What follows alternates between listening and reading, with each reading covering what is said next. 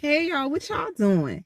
I hope y'all had a great Merry Christmas, happy late Merry Christmas, y'all. I hope y'all had a good New Year's. I hope y'all set some goals for 2020. Now, no New Year's resolutions. I hope y'all set some goals, and got some practical steps written down for y'all to get there. Because my goals for 2020 is to build wealth and to embrace love. And I'm not meaning like husbands and all of that type of stuff. I'm talking about love, people that love you and love you enough to tell you the truth about yourself, love you enough to teach you things that you don't know. And I'm building wealth as far as, like, I want to be wealthy mentally. I want to be wealthy physically. I want to be wealthy emotionally. I want to be wealthy financially. And I want to be wealthy spiritually. I want to be so full on the inside of myself that is oozing from my pores. And I have stuff to give people. I have stuff to tell people. I have, I have testimonies that I could share with people that could encourage, because I want to be put in a position where I'm so great I can empower other people. And I feel like that's what it's all about. But I have nothing to give if I'm empty on the inside. So I'm really building wealth. Like, I want to build wealth. That's just my focus. And then love, I just want to allow anybody who's coming to that shares my vision and have something to add and give me. I'm with it, because in this life, I know for me, it's easy for me to give, but to receive, it's kind of difficult. And I just decided to look at myself like, you know what, you got to look like at your heart. You have a heart. Everybody have a heart, right? And your heart pumps blood to your body, and it also receives blood from your body. So it's a give and take type of thing. It's like an exchange of energy. So if your heart gave blood to your body but never received it, it's like basically you having a heart attack. So imagine you have to be in a position where if you a great giver, you need to become a great receiver. If you're a great receiver, you need to become a great giver, because that's the exchange. That's where the balance comes in. Not even balance, but harmony. So I hope y'all set some goals. I hope y'all planted some seeds, so y'all can see, because what you're working on, if you set a true goal, you may not see that fruit this year. You may see it in 2021. You may see it in 2022. But it's about the longevity. It's not about the right now, the right moment, the instant gratification. It's about the worth and the wealth. Because when you put work in something and when it's worth it, you're building wealth. When it's wealth, then it's going to last not just for your generation, but the generations to come. And that's where I want to be. I want to build up. Like, I really want to build up. I'm not going to say an empire, but I want to set myself up so good mentally, physically, emotionally, spiritually, financially, where I pass it down to my kids and my kids pass it down to their kids. And it's just like a generational blessing and a killing of all these generational curses that we have in our lives.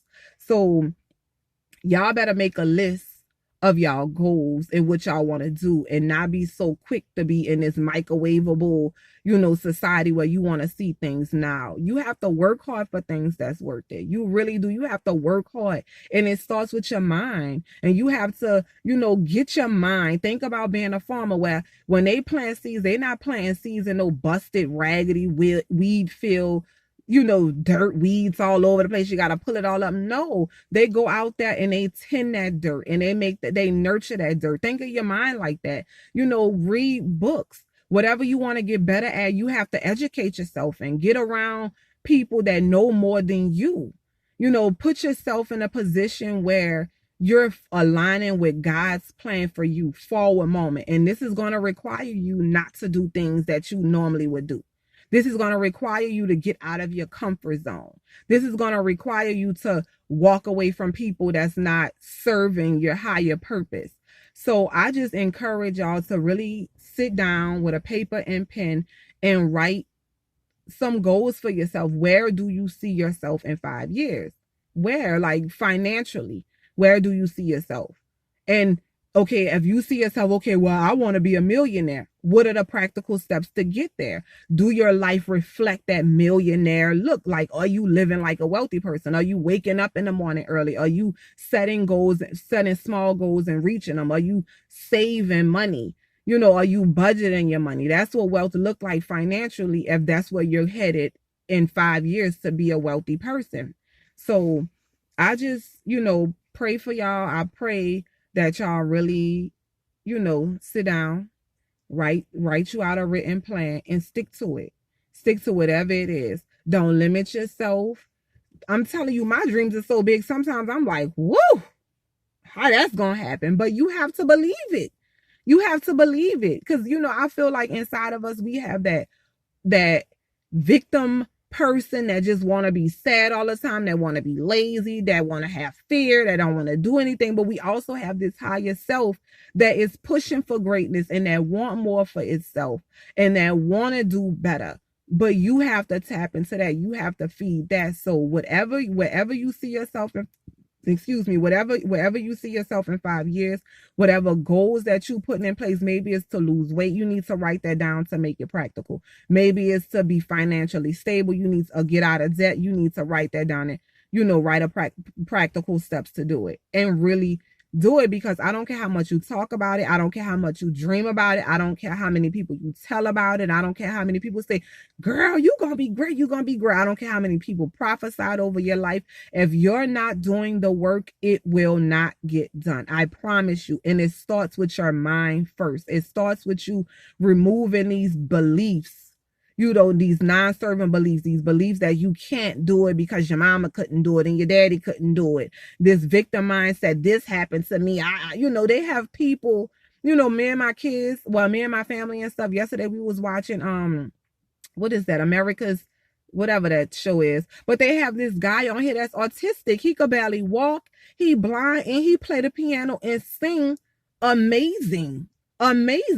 So it was like, I had to look at myself like, why would I put limits on myself when this child don't even have the ability to see and I can see? This child don't even have the ability to walk properly and I can walk properly, but he learned how to play an instrument and sing very well. So don't put limits on yourself and don't doubt yourself. Don't get in that victim mindset. I can't do it. Focus. Write out a plan. Make some affirmation notes. You have to see it in your mind, and thinking it is not going to be enough. You have to write these things down and make it practical and start with baby steps. Whatever it is that you want to do, start small. Don't think, okay, you want to lose 200 pounds. Now you're trying, I'm going to lose 200 pounds. I'm going to lose 200 pounds. Okay, you want to lose 200 pounds. Well, how can I lose 1 pound? How can I lose 2 pounds? How can I lose 3 pounds? Start there. If you want to be debt free, write all your debt out. Okay, where do I start? Do I need more income? So maybe I need to create a business, or maybe I can go to school, or maybe I need to get another job. These are practical steps. If I want to get married, if I want to build stronger relationships, you have to build a stronger relationship with yourself. You have to learn to love yourself. How do that look? That means taking care of yourself physically, emotionally, spiritually, financially. Because if you can't love you and you don't have enough to give you or make you happy or make you feel good or make you feel successful, I don't care how many people are around you. I don't care how good of a man or good of a wife you have in your life. It will not bring nothing to you, because you have to fill your cup first. So for 2020, y'all, change your mind.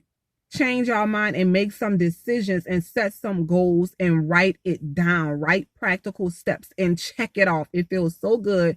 It's like having a grocery list. You know how you have a grocery list and you write down, okay, I need bread, I need milk, I need eggs. And you go down the aisle and you get eggs. Check. You get your milk. Check. You get your bread. Check. You get all of that. It feels good. So do that with your life, because I'm telling you, it's a way out. You just can't look at it as a whole. You can't look at the big old mess and then try to tackle the mess. You have to break down piece. So I'm going to reiterate everything, y'all. It's 2020. It's January the 1st week. You can start planting seeds of success now. Get y'all some goals in place. I don't care if it's 10 goals.